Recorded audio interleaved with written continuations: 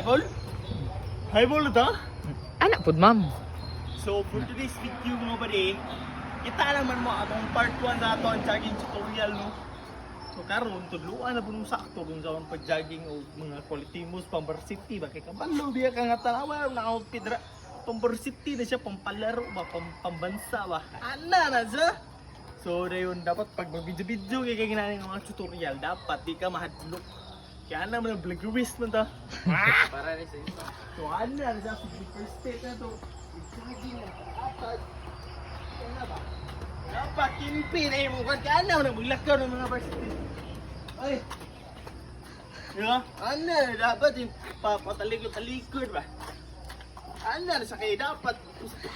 Grabe ka yung power ka ni dunk ni ba? Ah!